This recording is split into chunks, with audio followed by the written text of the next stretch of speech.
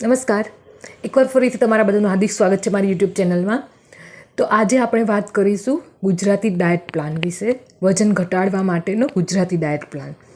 તો જે ગુજરાતી લોકો ખાય છે એ જ બધું ખાઈને પૂરતું ન્યુટ્રિશન મેળવીને કેવી રીતે વજન ઘટાડી શકાય એની આ વિડીયોમાં વાત કરીશું. અને આ ડાયટ પ્લાનથી તમે અંદાજિત એપ્રોક્સિમેટલી 1400થી 1500 કિલો કેલરી રોજની લેશો. એકચ્યુઅલી રિક્વાયરમેન્ટ કેટલી હોય છે લેડીઝ માટે 2000 કિલો કેલરીની અને જેન્ટ્સ માટે હોય છે 3000 કિલો કેલરીની. એમાં વેરાઇઝ ડિપેન્ડ્સ ઓન એની ઉપર આધાર રાખે કે તમારું વજન કેટલું છે, ઉંમર કેટલી છે, હાઇટ કેટલી છે, એના ઉપર બધા લોકોની ડેઇલી કેલરીની રિક્વાયરમેન્ટ અલગ અલગ હોય છે. તો આ ડાયટ પ્લાનથી તમે 1400થી 1500 રોજની કિલો કેલરી ડેઇલી રિક્વાયરમેન્ટ તમારી પૂરી થશે. એટલે 500 જેટલી લેસ થઈ જશે કેલરી. ન્યુટ્રિશન તો મળશે જ, બધા પોષક તત્વો મળી રહેશે એવો ડાયટ પ્લાન છે. અને ગુજરાતી લોકો જે ખાય છે એ જ બધું ખાઈને તમે તમારી રોજની રિક્વાયરમેન્ટ કેલરીની પૂરી કરી શકશો અને જોડે જોડે વજન પણ ઘટાડી શકશો. તો વિડીયોની શરૂઆત કરીએ એ પહેલાં જો લોકો નવા આવેલા છે, ચેનલમાં ફર્સ્ટ ટાઈમ આવેલા છે, એ ચેનલને સબસ્ક્રાઈબ કરી લેજો અને વિડીયોને એન્ડ સુધી, છેલ્લે સુધી જરૂરથી ફોલો કરજો.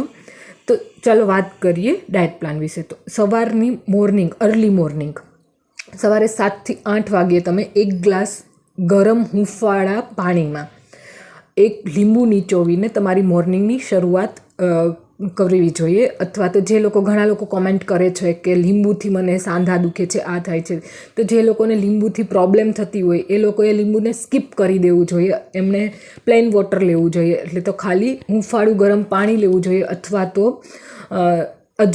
અજમાનું પાણી કે મેથી પાણી, અથવા તો વરિયાળીનું, ઉનાળો આવે છે તો વરિયાળીનું પાણી કે એવું કોઈ મિક્સ કરીને હૂંફાળું ગરમ પાણીથી સવારની શરૂઆત એમની કરવી જોઈએ.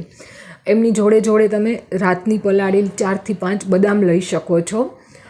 તો આ થઈ ગઈ અર્લી મોર્નિંગની 7થી 8 વાગે. એના પછી તમે બ્રેકફાસ્ટ, નાસ્તો 7:30થી 8:30ની વચ્ચે લઈ શકો છો. અને નાસ્તામાં તમે સ્ટીમ ઢોકળા, વેજીટેબલ પૌંહા, ઉપમા, ઓટ્સ આ બધું લઈ શકો છો. પણ ધ્યાન એ રાખવાનું છે કે મિનિમમ ઓઇલમાં બધું લેવાનું છે.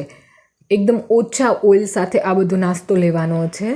તો મોર્નિંગનો બ્રેકફાસ્ટ હેવી પણ થઈ જશે અને પ્રોટીનથી ભરપૂર રહેશે, એટલે ભૂખ પણ ઓછી લાગશે. તો આ થઈ ગઈ મોર્નિંગની વાત બ્રેકફાસ્ટની. પછી મિડ મોર્નિંગ 11 વાગે તમે કોઈ પણ એક ફ્રૂટ લેશો, જેમાં કંઈ પણ પપૈયા છે, પેર છે, એપલ છે, કે તમે કોકોનટ વોટર પણ લઈ શકો છો. નાળિયેર પાણી 1 ગ્લાસ લઈ શકો છો મિડ મોર્નિંગમાં 11 વાગે. તો આના પછી બપોરની લંચની વાત. તો લંચમાં તમે 1 કે 2 રોટલી જવારની રોટલી અથવા તો એક નાનો એવો બાજરીનો રોટલો લઈ શકો છો. સાથે 1 બાઉલ તમે દાળ, કોઈ પણ તુવેરની દાળ છે, મગની દાળ છે, કોઈ પણ 1 બાઉલ દાળ અને 1 બાઉલ છે વેજીટેબલ્સ, ગ્રીન વેજીટેબલ્સ કોઈ પણ છે, મેથી છે, દૂધી છે, કોઈ પણ ગ્રીન વેજીટેબલ 1 બાઉલ તમે, યા તો મિનિમમ ઓઇલમાં તમે શાક બનાવીને લઈ શકો છો, અથવા તો તમે એનો બાફીને બોઇલ કરીને લઈ શકો છો, કોઈ પણ રીતે. અને 1 કપ સલાડ, જેમાં ગાજર છે, કાકડી છે, ટામેટાં છે, બીટ છે, કંઈ પણ તમે લઈ શકો છો 1 બાઉલ. જોડે જોડે 1 ગ્લાસ બટરમિલ્ક, છાશ ઘરની બનાવેલી. તો આ થઈ ગઈ તમારી લંચની વાત. એના પછી તમે ઇવનિંગ તમે 4:30થી 5:30ની વચ્ચે ગ્રીન ટી 1 ગ્લાસ લેશો. અને એની જોડે તમે રોસ્ટેડ મખાના, શેકેલા મખાના અથવા તો 1 કપ મગફળી લેશો, જેથી તમારું પ્રોટીનની જે રિક્વાયરમેન્ટ છે એ પૂરી થઈ જશે, કાર્બોહાઈડ્રેટ પૂરી થઈ જશે. અને સાંજનું તમે લો ખાશો તો પણ તમે ઇવનિંગમાં 1 કપ મગફળી કે મખાના ખાધા છે તો તમે રાતે એટલું ઓછું લેશો તો પણ તમે આરામથી તમે પેટ ફૂલ રહેશે તમારું, અને ઊંઘ પણ બરાબર આવી જશે પેટ ફૂલ હશે એટલે. તો તમે ઇવનિંગમાં આ લઈ શકો છો. પછી તમે ડિનર, રાતનું જે જમવાનું છે એ 7:30થી 8:30ની વચ્ચે અવશ્ય લઈ લેવું જોઈએ. અને રાતના ભોજનમાં તમે 1 કપ ખીચડીમાં તમે વધારે મગની દાળ અને ઓછા ચોખા સાથે લઈ શકો છો, જેથી પ્રોટીનની રિક્વાયરમેન્ટ શરીરની પૂરી થઈ જશે. અને જોડે જોડે તમે 1 કપ સૂપ અથવા તો 1 બાઉલ દહીં લઈ શકો છો, અને 1 વાટકી બાફેલું સલાડ જો તમારે લેવું હોય તો, જો બપોરે ના લીધું હોય તો ઇવનિંગમાં લઈ શકો છો, અથવા તો સ્કીપ પણ કરી શકો છો. તો આ થઈ ગઈ તમારી ડાયટની વાત, કે તમે સવારથી રાત સુધી શું લેશો. તો પછી ધ્યાન શું રાખવું પડશે એ પણ જોવું પડશે. તો પોર્શન કંટ્રોલ, તમારી પ્લેટમાં 50% વેજીટેબલ્સ હોવા જોઈએ, શાકભાજી હોવા જોઈએ, 25% કાર્બોહાઈડ્રેટ અને 25% પ્રોટીન હોવું જોઈએ. પછી કુકિંગ એડજસ્ટમેન્ટ, કુકિંગમાં તમે શું ધ્યાન રાખશો, તો તમે જે પણ લો છો એમાં રોજનું 1 થી 2 ચમચી જેટલું જ મેક્સિમમ ઓઇલ જવું જોઈએ. ઓઇલ વધારે જશે તો ડાયરેક્ટ ફેટ થશે અને તમારું વજન નહીં ઘટે. એટલે ઓઇલનો કંટ્રોલ કરવો ખૂબ જ જરૂરી છે. તમે 1 થી 2 ચમચી જેટલું ઓઇલ રેગ્યુલર લઈ શકો છો.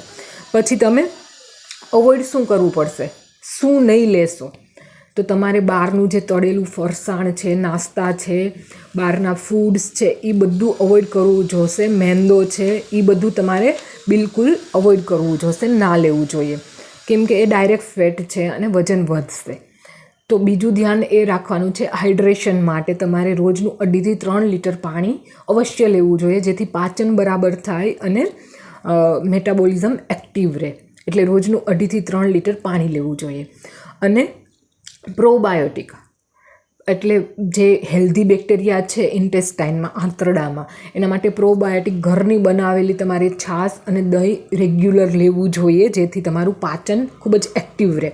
અને રાતનું જમવાનું લાસ્ટમાં 8:30 સુધીમાં અવશ્ય લઈ લેવું જોઈએ, એ ધ્યાન રાખવાનું છે. અને ફિઝિકલ એક્ટિવિટી માટે તમે કંઈ પણ યોગા કરી શકો છો, અથવા તો રેગ્યુલર વોકિંગ કરી શકો છો.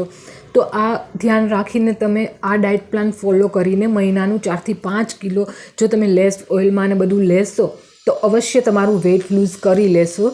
તો આશા રાખું છું તમને વિડીયો ઉપયોગી થયો હશે અને વજન ઘટાડવા માટે ખૂબ જ હેલ્પફુલ થશે.